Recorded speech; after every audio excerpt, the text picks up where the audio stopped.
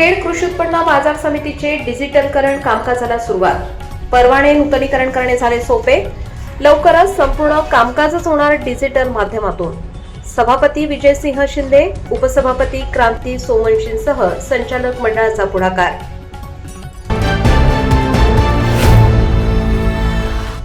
चाकण शहरासह औद्योगिक क्षेत्रातील वाहतूक कोंडी ठरते डोकेदुखी. चाकण आंबेठाण वासुली फाटा दरम्यान लागतात वाहनांच्या रांगा. वाहतूक कोंडीने गावांमधील नागरिकांची ही होते कोंडी. प्रशासन निभावते बघ्याची भूमिका.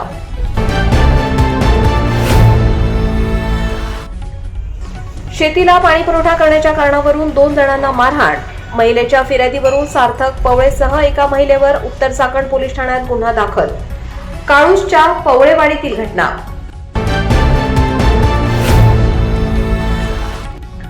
चाकणच्या विद्यार्थ्यांची राष्ट्रीय अबॅकस स्पर्धेत दमदार कामगिरी. 39 विद्यार्थी देशपातळीवर झळकले. संतोष ऑलराऊंडर अकॅडमी आणि सारा अबॅकस अकॅडमीचे विद्यार्थी, प्राचार्य प्रवीण आघाव आणि अर्चना आघाव यांचे विद्यार्थ्यांना मार्गदर्शन.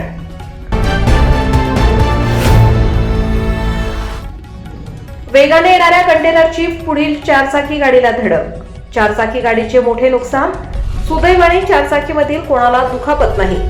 काळूराम पांडुरंग गुंडाळ यांची उत्तर चाकण पोलीस ठाण्यात फिर्याद दाखल. कंटेनर चालक हरिदास दत्तात्रय धारगुडे यांच्यावर गुन्हा दाखल.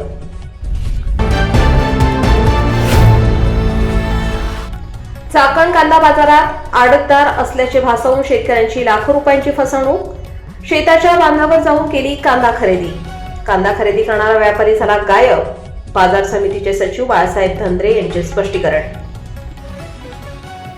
कृषी उत्पन्न बाजार समितीचे उपबाजारावर चाकण आणि मुख्य बाजारावर राजगुरुनगर येथे सध्या कांदा सीजन चालू असून सर्व शेतकऱ्यांना कळवण्यात येते की आपण सदरील कांदा चाकण व खेड येथीलसाठी निवडून वाळून आणि स्वच्छ करून आणावा. तसेच शेतकऱ्यांना एक विनंती करण्यात येते की सध्या मार्केट यार्ड सोडून शेतावर कांदा खरेदी करणाऱ्या व्यापाऱ्यांची व्यापाऱ्यांची जास्त सुसवाड झालेला आहे. त्यापासून शेतकऱ्यांची फसवणूक होत आहे. तरी शेतकऱ्यांना विनंती करण्यात येते की आपण अशा लोकांना कांदा विक्री करू नये. त्याचे पैशास बाजार समिती कुठलीही जबाबदारी घेणार नाही. आदर शिक्षणाचा सन्मान. सावित्रींच्या लेकरांचा लायन्स क्लब ऑफ चाकण सफायरचा उपक्रम.